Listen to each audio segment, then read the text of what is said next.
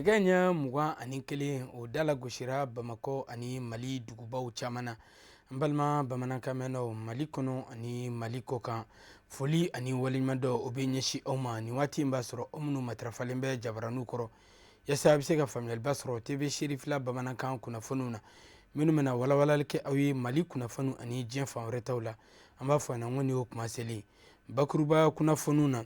Boulevard de l'Indépendance ale sɛbɛkɔrɔ fara tew ka nafɔ dakɔnɔni ka sanga ni meeting belebele min na bɛnna Fédération nationale des associations pour la décentralisation et le développement des collectivités territoriales ka denfajala di Mali silamɛ diinɛ ɲɛmɔgɔw ka fara ɲɔgɔn kan jɛkuluba groupement des leaders spirituels musulmans du Mali ɲɛma ma karamɔgɔ Haidara ale ni maaba caman yera kɛnɛ kɔnɔna na.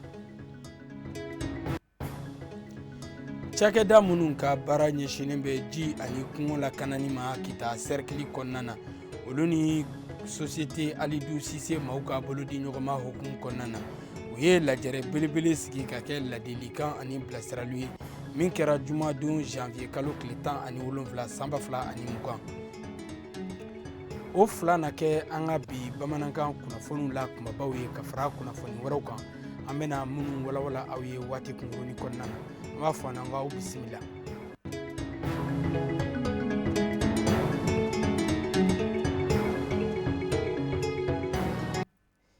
Aw ni ce aw ka ɲamadali ka ɲɛsin seri fila jabarani so ma.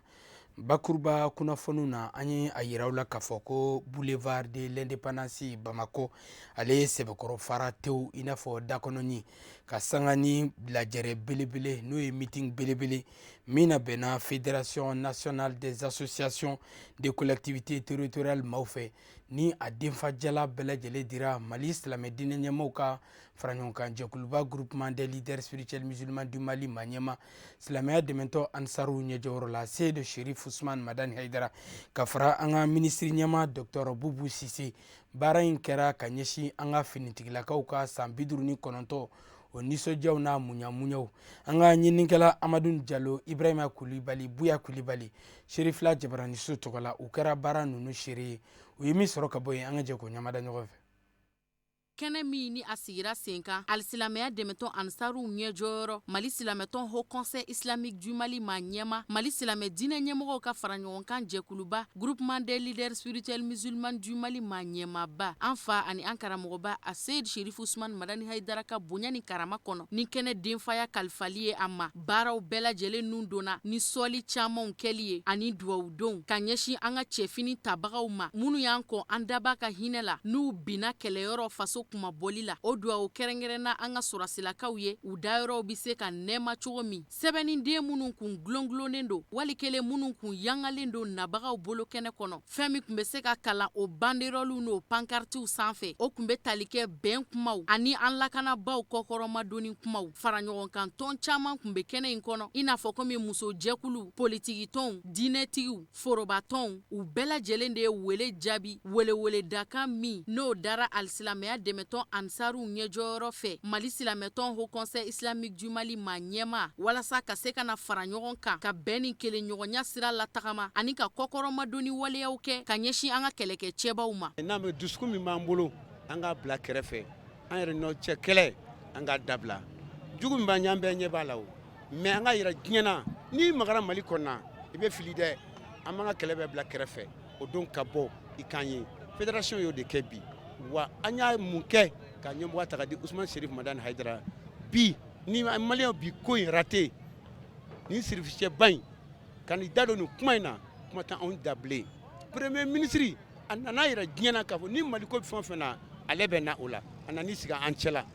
a kan ka fo k'a ka gouvernement fo nin de ye maliyɛnya ye. Meeting belebele yi ɲɔgɔn kunbɛn sen fɛ sifinnakaw ka fara ɲɔgɔn kan tɔn min bɛ wele Association des jeunes volontaires pour le soutien aux chefs d'états africains jɛkulu u ye bonyamasegin kɛ ni waleɲumandɔn jɔnjɔn fila tali ye jɔnjɔn kelen o taara k'o kalifa Fédération nationale des associations pour la décentralisation et le développement des collectivités territoriales jɛkulu la bonyamasegin filanan o kɛra alisilamɛya dɛmɛtɔn ansaruw ɲɛjɔyɔrɔ ye Mali silamɛtɔn Haut Conseil islamique du Mali ɲɛma Mali silamɛ diinɛ ɲɛmɔgɔw ka fara faraɲɔgɔnkan jɛkuluba groupement des leaders spirituels musulmans du Mali ma ɲɛmaaba ma an fa ani an karamɔgɔba a Seyid Sherif Usman Madani Haidara ka d'a ka cɛsiri sɛngɛbali ni ɲinɛbali baaraw kan Mali jamana kɔnɔdenw cɛ bɛnɲɔgɔnya ani jamana yɛrɛ kolosuma n'a basigi kosɔn. O de kama an ka Mali jamana minisiri ɲɛma Dr Boubou Cissé waati min na a sera kɛnɛ kɔnɔ bɛɛ a ye waleɲumandɔn foli kɛ ka ɲɛsin Haut Conseil islamique du Mali ma ɲɛmaaba ma ka da siraw latagamali kan walasa bɛn bɛ se ka sabati Mali jamana kɔnɔden kelen kelenna bɛɛ lajɛlen ni ɲɔgɔn cɛ. Cɛman fara musoman kan, denmisɛn fara mabakɔrɔ kan, taabolo ma bɔ taabolo la, diinɛ ma bɔ diinɛ na, Mali jamana kɔnɔdenw ka kafo ɲɔgɔn kan ka dusukun kelenw ta mirina kelen. O baaraba minnu ye karamɔgɔ Haidara ka baara kɛtaw ye o fora minisiri ɲɛma fɛ a yɛrɛ tɔgɔ la sanni ka sɔrɔ ka labana ka jamanakuntigi Elhaji Ibrahim Boubacar Keita ka folici lase ka fara a ka gouvernement jamakulu bɛɛ lajɛlen kan ka ɲɛsin meeting belebele labɛnniba jɛkuluw ma barisabu ka d'a kan ko kɛnɛ sigi ko bɛnna.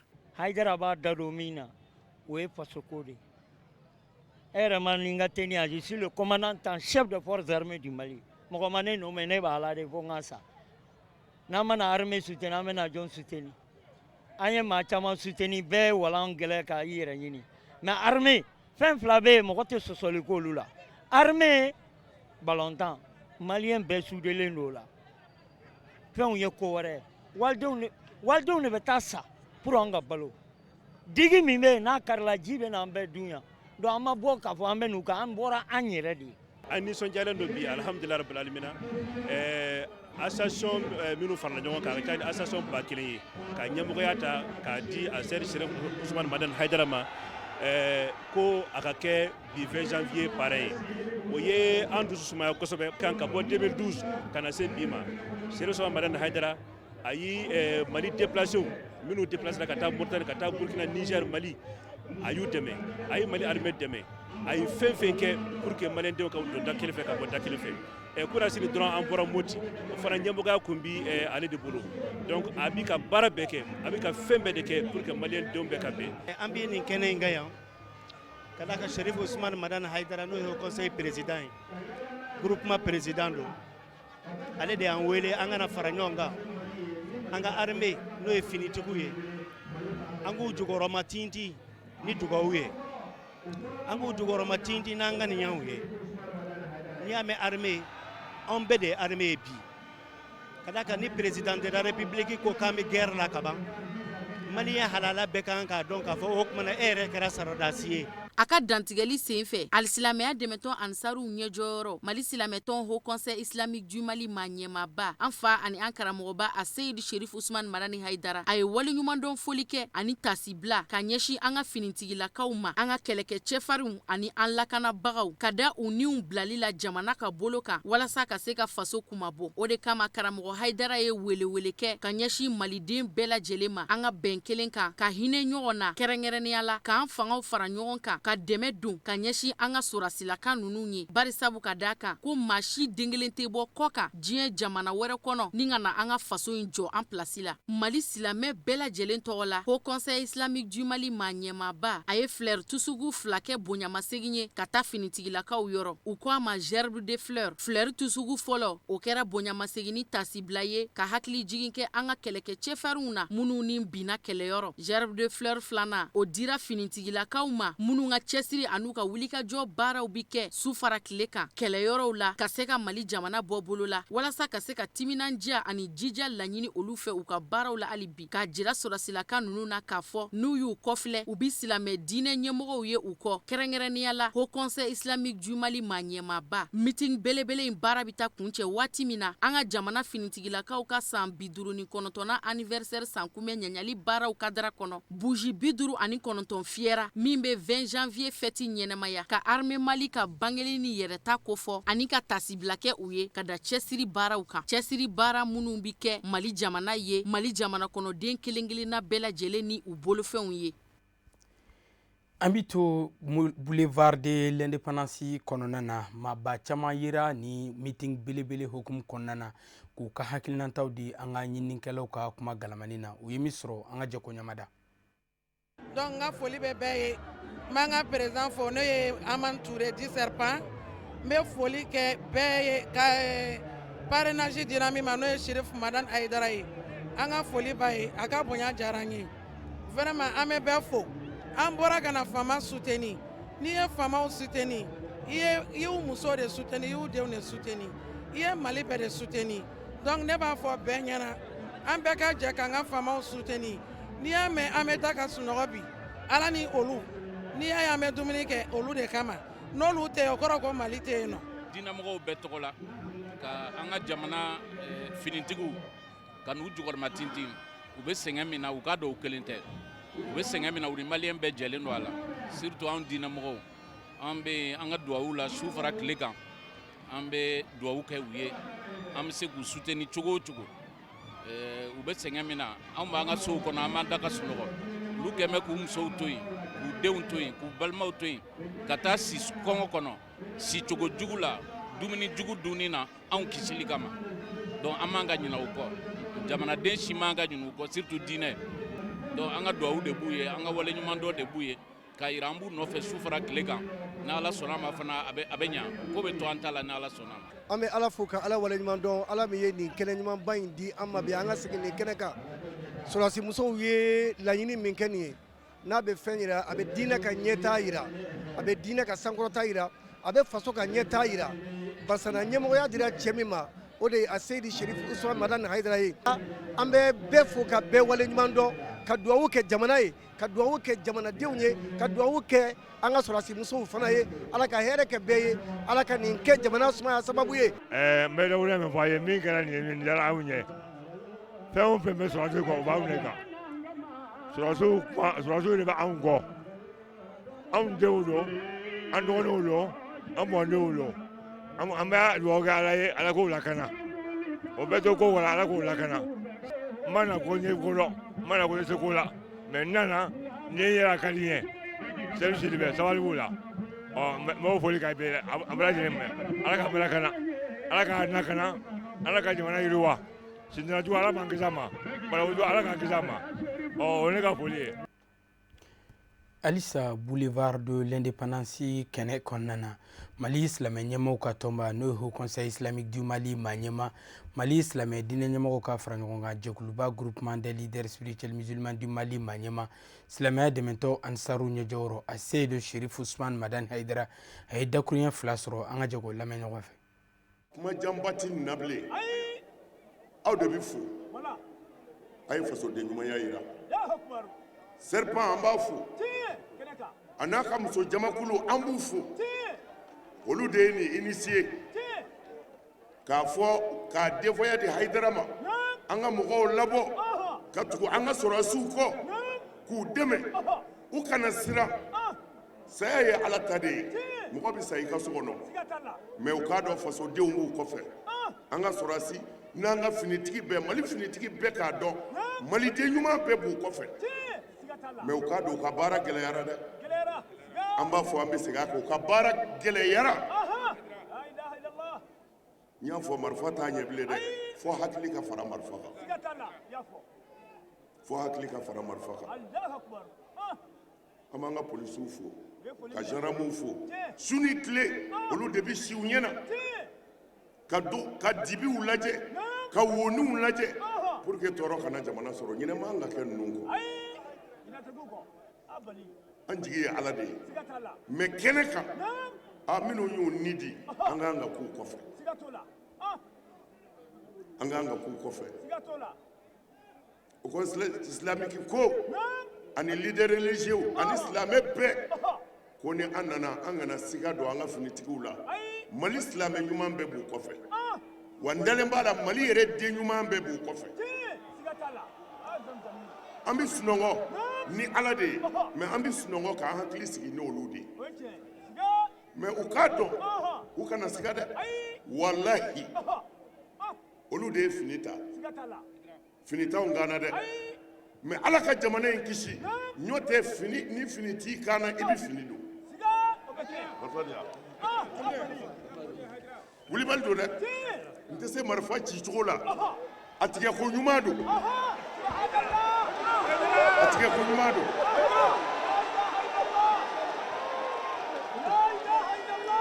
a tigɛ ko ɲuman don Ala k'a tigɛ ko ɲɛ an ka kɛ kuma ɲuman fɔlaw ye an k'an ka sɔrɔdasiw ni finitigiw encourager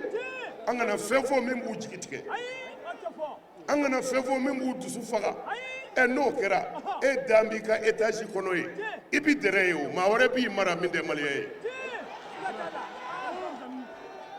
malidenw ka kan ka nin de miiri maa o maa bɛ fɛn fɔ sɔrɔdasiw ma k'u jatigɛ k'u bagabaga u k'a dɔn ni sɔrɔdasiw binna o ye mali binnen ye maa wɛrɛ b'u mara min t'u dɔ ye yan ala k'an kisi ala ka mali kisi ala ka mali kisi ala ka mali kisi jafanjiw anw t'u dɔn dɛ ala de b'u dɔn nin de ta don nin de ta tɛ o anw tɛ politiki ko ɲɛdɔn an tɛ gundo ko ɲɛdɔn mais an kalifalen bɛ ala ma ala maa o maa diɲɛna ni e ala b'o dɔn k'o tɛ mali fɛ o bɛ fɛ an ka finitigiw ka sa ala o yɛrɛ ta tiɲɛ ala o yɛrɛ halaki an juguw dɛsɛ ala an juguw dɛsɛ an ka sɔrɔdasiw se an ka sɔrɔdasiw se o kɛ i yɛrɛ ala bonya kama ani nin jama in kama amina yarabi ona ni meeting belebele tɔ bɛɛ lajɛlen filɛ waati nataw la Sherifla Jabaraniso sanfɛla la n'an bɔra Bamakɔ an b'an kunda Kitakaw fɛ yen nɔ cakɛda minnu ka baara ɲɛsinnen bɛ ji ni kungo lakanani ma Kita cercle kɔnɔna na olu ni société de gestion forestière Abdoulaye Alidou Cissé maaw ka bolodiɲɔgɔnma hokumu kɔnɔna na u ye lajɛrɛ belebele sigi ka kɛ ladilikan ni bilasiraliw ye min kɛra jumadon janvier kalo tile 17 san 2020 a kɛra Kasaro ani Sebekɔrɔ commune rurale kɔnɔna na maa 100 yirika caman yera kɛnɛ kɔnɔna na kana kɛ ni dɔnni ka wɛrɛ ta sira ye an ka ɲinikɛla minnu kɛra a nɔfɛmɔgɔw ye o ye Amadou Diallo n'a ka jatala Samba Traoré a bila kafe kale kafinɛ bacili fɛ an ka Mali jamana kɔnɔ tajeni min bɛ kɛ an ka kungo kɔnɔna na o de ye jirintanya kunba fɔlɔ ani kungo kɔnɔ ja sababu ye tasuma jeni de fana bɛ an ka kungow n'an ka sigidaw bɛɛ lajɛlen nagasi o de hakilina hukumu kɔnɔ kungo kɔnɔna lakana cakɛda min bɛ wele société de gestion forestière Abdoulaye Alidou Cissé u ye campagne banu don min senfɛ kunnafoniw dira ka ladiliw kɛ Kasaro ani Sebekɔrɔ jiri la baarakɛlaw bɛɛ lajɛlen ye Mali jamana kɔnɔ kungo kɔnɔna lakana cakɛdaw ka jateminɛw la jaabiw y'a jira k'a fɔ o commune filaw de ye commune ye Mali jamana kɔnɔ tasuma jeni bɛ ka dadigi kɛ commune fila minnu na kunnafoni di kɛnɛ ani ɲɔgɔn faamuya kɛnɛ min sigira sen kan a laɲini ye yɛlɛma ka se ka don jɛkulu ani buna adamadenw kelen-kelenw ka taabolo la Kasaro ani Sebekɔrɔ commune ma ɲɛmaaw ye nin hakilina in fo kosɛbɛ société n ka foli bɛ sa a yɛrɛ ma vraiment u bɛ ka baara min kɛ hakilina ɲuman don mais an ta fɛ kuma nin ka da mairie dɔrɔn bɛɛ kɔnɔ yan a ka jigin ka taa an ka hamuw la bugudaw la n'an ka dugubaw la bɛɛ ka se vraiment tasumadon ye kɔlɔlɔ min a ka gɛlɛn ni tasumadon n'an sera k'a kɛlɛ vraiment ala bɛna lafiya da caman k'an fɛ dugu nin kɔnɔ yan min tɛ ni si ye dɔɔni kankuruyali kalanbulon in kuncɛlen kɔfɛ laɲini camanw de dajirala nabagaw fɛ ka ɲɛsin société de gestion forestière Abdoulaye Alidou Cissé ma u n'u dɛmɛbaga jɛkuluw bɛɛ lajɛlen ani ji ni kungo lakana cakɛda min ni o bɛ Kati cercle la min bɛ kɛ sababu ye fɛɛrɛw ka se ka boloda ka kungo kɔnɔna jeniw bali ani ni kungo kɔnɔna jeni dabɔra a bɛ se ka suma cogo minnu na donc ne kɔni ka foli bɛ se société bois mɔgɔw ma n b'u bɛɛ lajɛlen fo maintenant n'an kɔni sera tasuma don n'an sera k'a kɛlɛ vraiment a bɛ camanba den de bɔ an ka dugu ni gɛlɛyaw la sinon yiri tigɛ presque yiri bɛɛ tigɛli de problème ye sinon k'u ka yiri tigɛ kumabaw tigɛ k'a bɔ dɔgɔmaninw kɔrɔ pour que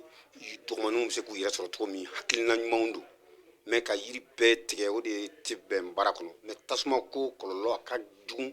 an ka bibi na an ka commune kɔnɔ Mali nin kɔnɔ ni yiri tigɛ yɛrɛ walasa ka kuwanin kɛ sigi in baaraw bɛɛ lajɛlen na dɔɔni kankuruyali kalanbulon ninnu bɛɛ lajɛlen kuncɛra ka bɛn ni alamusa don janvier kalo tile 16 ani jumadon janvier kalo tile 17 ye Kita ani Kasaro ɲɔgɔlɔnbɔ caman kɛra kalanw ni ladilikanw tun bɛ ɲɔgɔlɔn minnu kɔnɔ min senfɛ faamuya caman sɔrɔla dugudenw fɛ kungo kɔnɔna jeni kunbɛli a n'a kɛlɛliko kun kan an ka seko ni dɔnko binakun kan Kari Kulubali n'u ko a ma ko Madu Wɔlɔ ale n'a ka turupuladenw bɛɛ lajɛlen R fila kɔnɔna na u ye maaw layɛlɛ u ka seko ni dɔnko jiraliw senfɛ fo ka nabagaw ɲɛji sira fila jigin nisɔndiya bolo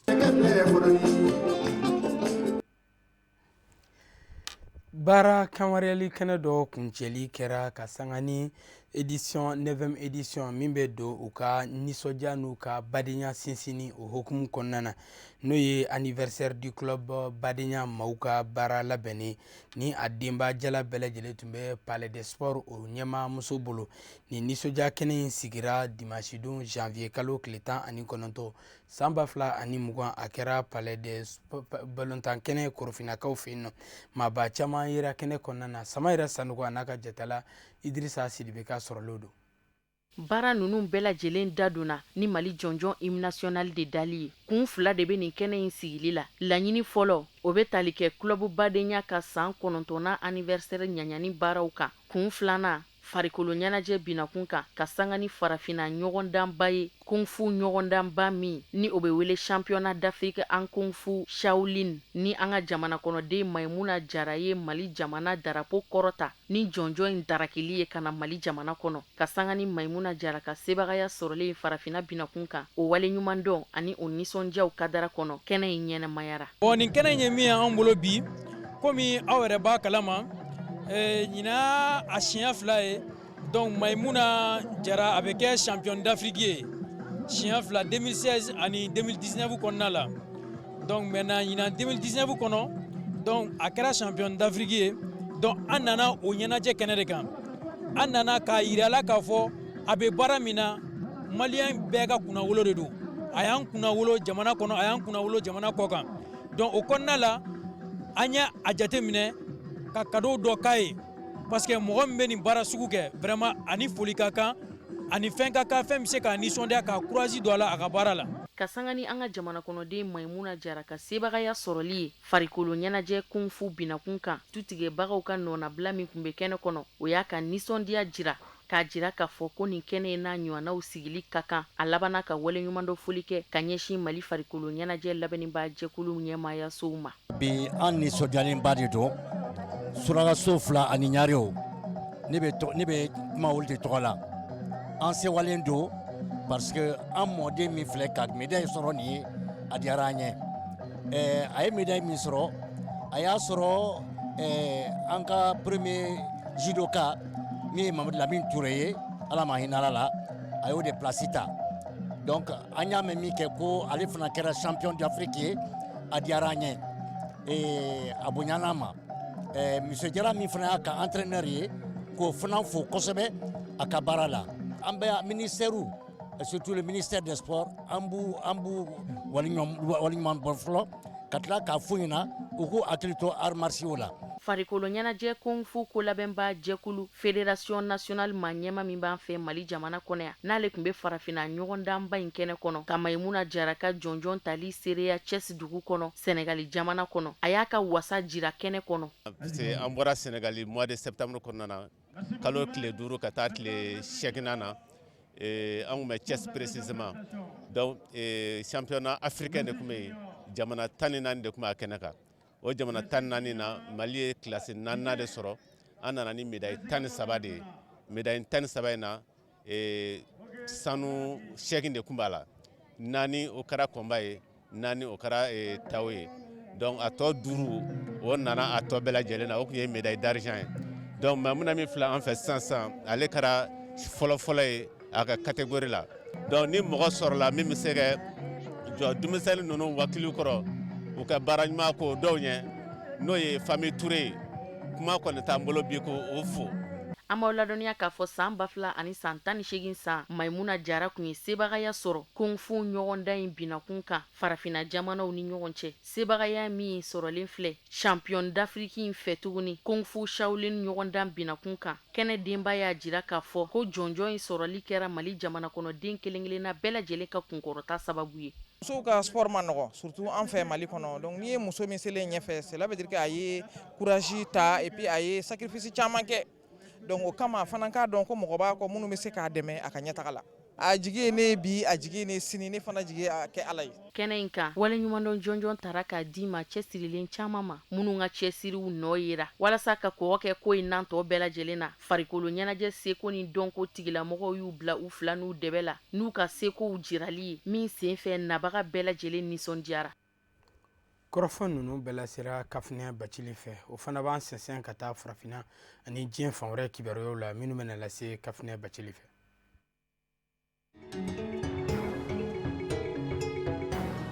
Faransi jamana minisiri muso min ka cɛw bɛ ɲɛsin sɔrɔsiya koɲɛw ɲɛnabɔli ma Florence Parly ka bɛn ni ntɛnɛndon ye a ye kunnafoni di kɛ Mali jamana kɔnɔ faaba la Bamako. Kunnafoni di min sen fɛ sɔrɔsiya minisiri muso in y'a jira k'a fɔ ko Faransi jamana ka dɛmɛɲɔgɔnya bɛna kɛ Saheli jamana 3 ma ni dɔ farali ye kɛlɛboloko kan kɛrɛnkɛrɛnnenya la Mali, Burkina ani Niger jamana dancɛbɔ dugu 3 la. Dɛmɛ in bɛna ɲɛsin Faransi jamana fɛ kadara min kɔnɔ o bɛ tali kɛ banbagancimɔgɔw si la tununi kan k'u kɛlɛ k'u daga ka bɔ an dala pewu. O dɛmɛ min kunnafoniya dara Florence Parly fɛ sɔrɔsiya binakun kan a ko a baara ninnu bɛna dabɔ dɔgɔkun nata kɛrɛnkɛrɛnnenya la jamana ninnu cɛ dancɛ bɔyɔrɔw la. Kunnafoni yɛrɛ dira ka sanga ni Faransi jamana sɔrɔsiya minisiri muso ye ka taama ye a ye taama min kɛ Saheli jamanaw kɔnɔ sigiba min ni o kɛra Faransi jamana ɲɛma Emmanuel Macron ani farafinna tilebiyanfɛfɛ jamana 5 kɛlɛbolo G5 Saheli tɔnden jamana ɲɛmɔgɔ 5 fɛ Mali, Niger, Burkina Faso, Tchad ani Mauritanie bɛnkan minnu tara o sigi kadara kɔnɔ Florence Parly nakun de ye ka se ka na o baaraw kɔrɔ dun. A ka taama sen fɛ Mali jamana kɔnɔ Faransi sɔrɔsiya minisiri muso ani an ka jamanakuntigi Elhaji Ibrahim Boubacar Keita ye sigi kɛ. U ka sigi sen fɛ Florence Parly kun bilasirala a tɔɲɔgɔn minisiriw fɛ min ka baara bɛ ɲɛsin sɔrɔsiya ma Suède jamana kɔnɔ ka fara Portugal sɔrɔsiya minisiri kan. Sani Faransi sɔrɔsiya minisiri muso ka se Mali jamana kɔnɔ a ka Saheli jamanaw munumunu salo sen fɛ a kun ye taama in dabɔ Tchad jamana kɔnɔ. Tchad jamana min kɔnɔ n'a ka taama taara bɛn ni wulikajɔ wɛrɛ ye min taara Boko Haram banbagancimɔgɔw fɛ Laki Tchad fanfɛyɔrɔw la ni wulikajɔ in kɛra sababu ye ni ka duguden nanamasumalenw maa 9 bɔnɛ u niw na o de kadara kɔnɔ fɛɛrɛw caman bolodalen do Faransi jamana ani Saheli jamanaw ni ɲɔgɔn cɛ banbagancikɛlɛ binakun kan.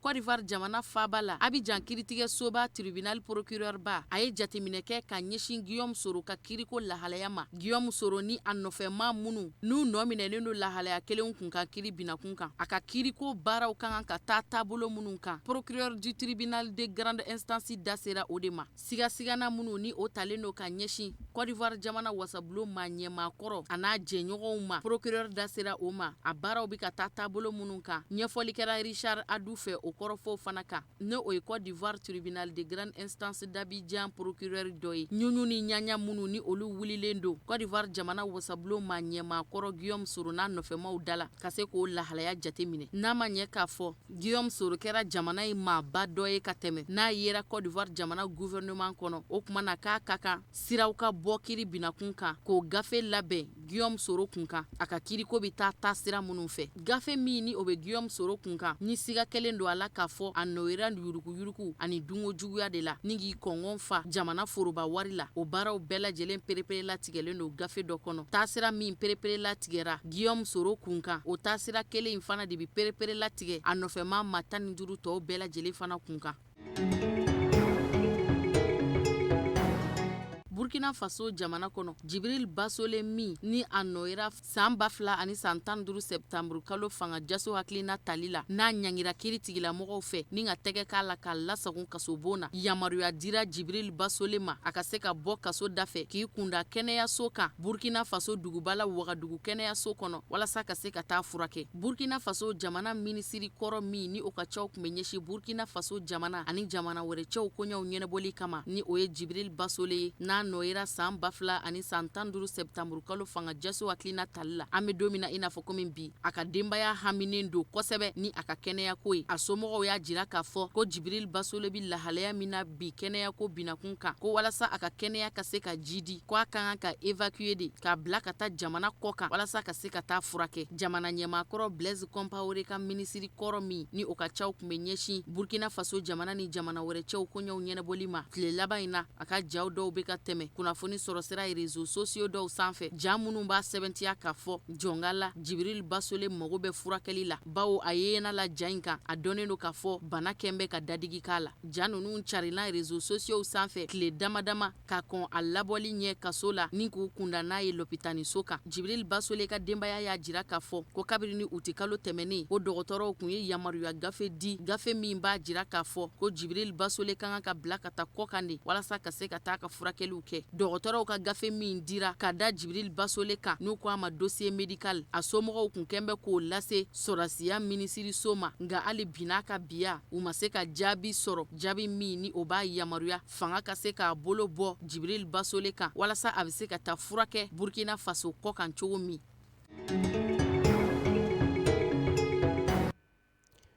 Yani an ka bi bamanankan kunnafoni sɔrɔlenw kuncɛ an ka kɛnɛya tigilamɔgɔw ka ɲinini sera fɛn min ma bi o ye Kwatiri ye Tata Ture a n'a ka jatala Dramani Male u wulila ka taa se sɛgɛsɛgɛli tigilamɔgɔw ma u ye min sɔrɔ an ka jɛ ko ɲamada. Tubabukan na an b'a fɔ a ma ko Kwatiri mais bamanankan na an b'a fɔ de ko folo. Folo in ti dɔwɛrɛ ye organe dɔ de bɛ kan camancɛ la kan dugumana in na yan n'an b'a fɔ o ma ko glande thyroïde n'o de bonyana en ce moment a bɛ fɔ a ma ko folo. O waleya ninnu na min yɛrɛ ka teli ka folo bila mɔgɔ la an b'a fɔ o ma ko carence en iode c'est-à-dire fɛn dɔ bɛ farikolo la n'an b'a fɔ ko iode a bɛ sɔrɔ dumunifɛnw fɛ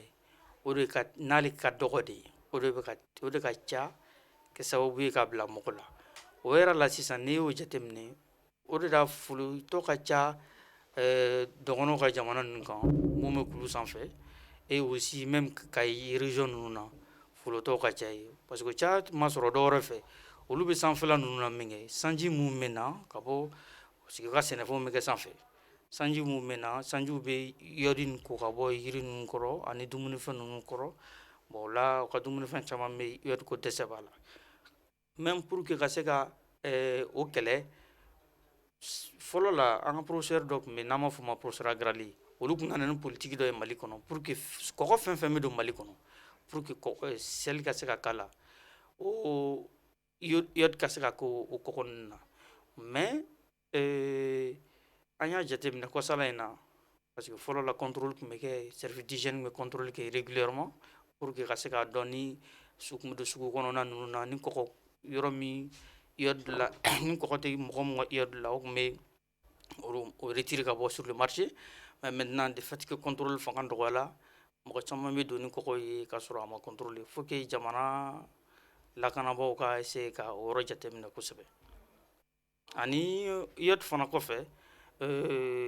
fura dɔw fana bɛ se ka kɛ sababu ye ka folo bila mɔgɔ la n'an b'a fɔ o dɔw ma amiodarone senbɔ la et même cigarette kelen kelen cigarette bɛ se ka kɛ sababu ye ka na ni folo ye ça fait partie des facteurs favorisants ni kan in fununa sisan surtout kan dugumana ne y'a fununen a kan ka ka na an ka jateminɛ komi n y'a fɔ tɛmɛlenw na ni a bɛ ka ji kalama in dilan a bɛ min kɛ k'o bɛ kɛlɛya komi n'a tɛ ka ji fana dilan a bɛ mun kɛ komi an da sera olu fana ma n'i y'olu y'i yɛrɛ la dɔrɔn ka fara kan funu in kan sinon ale bɛ dɔw ye fana en plus de cela kan in bɛ funu mais folo suguya dɔw bɛ yen o bɛ se ka kɛ sababu ye hali ka ɲɛkisɛ fana sɔrɔ n'i y'o ye fana na i bɛ se ka na n'i nana an ma jateminɛ n'a sɔrɔ folo de nɔ ale dɔ bɛ yen n'an b'a fɔ o ma traitement médical c'est-à-dire an bɛ furaw d'a tigi ma bon furaw bɛ di a bɛ dépend folo bɛ hakɛ min na ni folo bɛ ka ji kalaman dilan an bɛ furaw di mun bɛ se ka sumaya ou bien n'a ji min bɛ ka dilan ni ji in fanga ka dɔgɔ an bɛ furaw di pour que ji in fanga ka se ka yɛlɛ o kɔfɛ ni a ka kuma kosɛbɛ an bɛ se k'a fɔ karisa e ka folo bɛ yɔrɔ min na de fait que an ye furaw d'i ma ni ji tun bɛ ka dilan ji ɲɛna mais an bɛ i bila ka taa opération kɛlaw fɛ yen n'o ye chirurgien ye olu ka se ka opérer ka bɔ yen